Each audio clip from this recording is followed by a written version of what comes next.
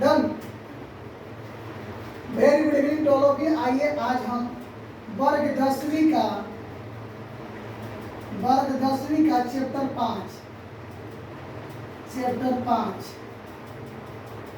5 पढ़ते हैं। पाठ का नाम है एपी अर्थमेटिक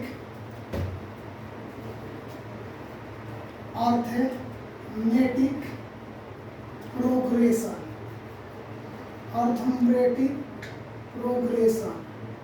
यानी समानांतर श्रेणी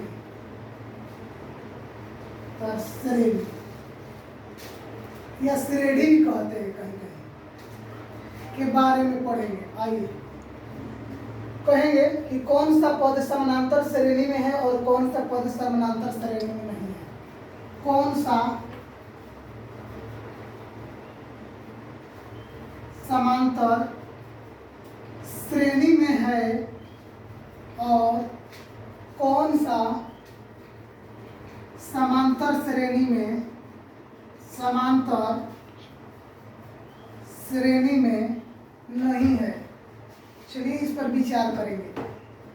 समानांतर श्रेणी में जिनका सभी पदों का बीच का अंतर समान हो, यानी कि जिनका प्रत्येक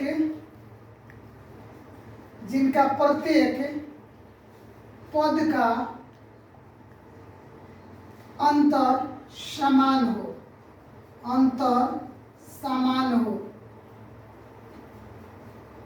वह समांतर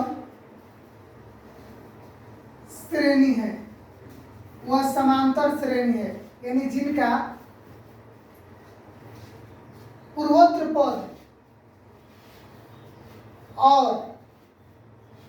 दोनों का बीच का अंतर समान हो तो समानांतर श्रेणी होंगे। जैसे एग्जांपल ले लेते हैं। देखो A1 हो गया, A2 हो गया, A3 हो गया, A4 हो गया, डाय। तो हम कोई पद ले लेते हैं, 2 ले लेते हैं, 4 ले लेते हैं, 6 ले लेते हैं, 8 ले लेते हैं, 10। अब इनके बीच का अंतर, आइए 2 और 4 का बीच अंतर क्या है? 2। 4 और 6 का बीच का अंतर क्या है? 2।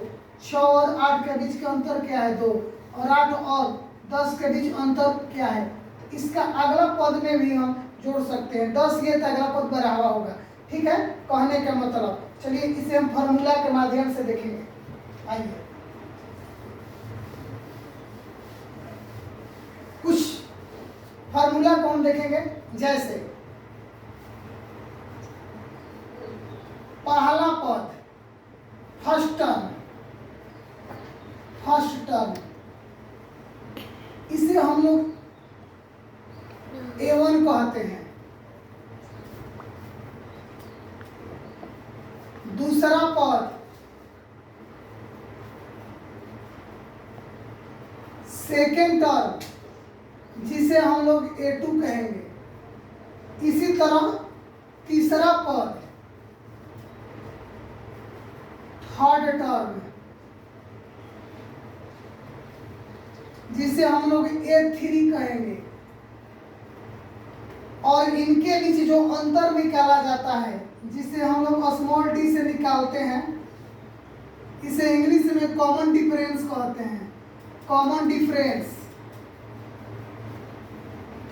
यानी सर्वांतर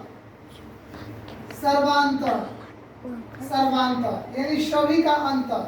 ठीक है, चलो एक एग्जांपल लेते हैं।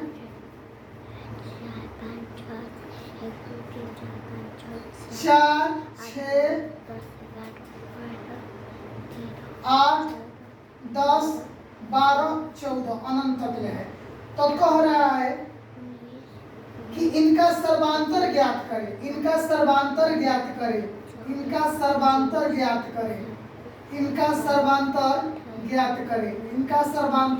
करें। तो सर्वांतर ज्ञात कैसे करेंगे? तो चलिए इसका फॉर्मूला लिखते हैं। पहले D बराबर होता है A2 माइनस A1। तो चलिए D को कॉमन डिफरेंस हो गया, A2 हो गया दूसरा पद, A1 हो गया पहला पद।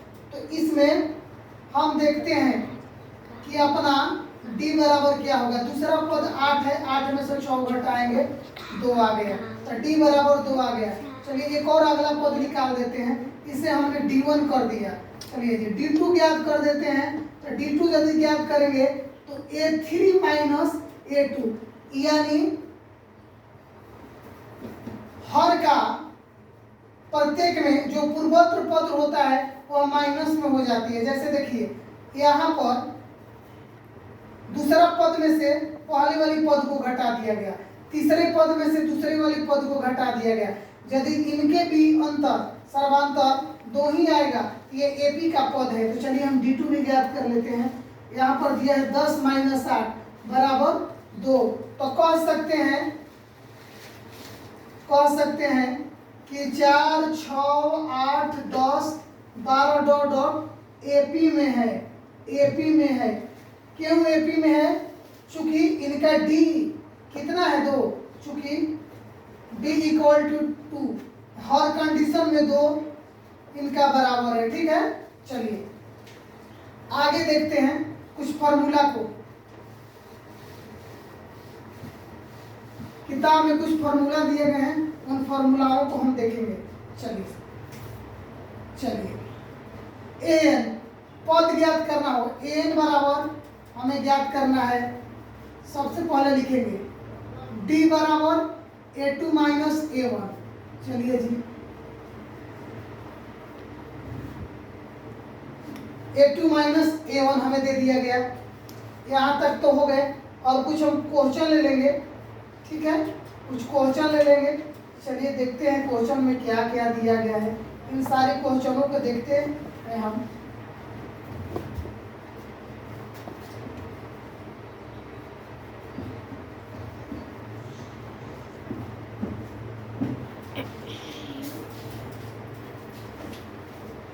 थोड़ा सा रुक जाइए, मैं किताब का देख रहा हूँ कुछ प्रश्नों को जो कि अभी फॉर्मूला बेस है, उनको ही सॉल्व करा दूंगा।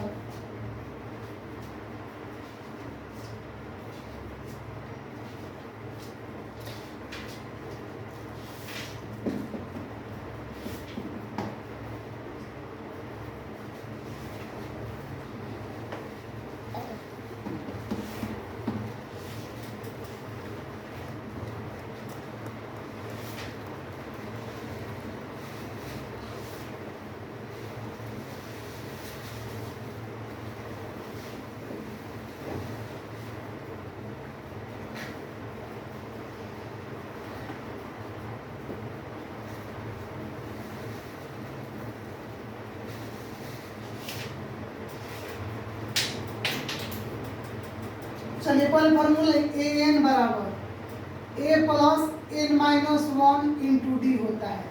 ठीक है जी, आगे हम देखते हैं एस एन बराबर यानी सम ऑफ टर्म, टोटल के कितना योग होगा। ठीक है जी, तो एन बटा 2 2a plus N minus 1 into d हो गया। यदि पहला पद दिया रहे, चौथा, यदि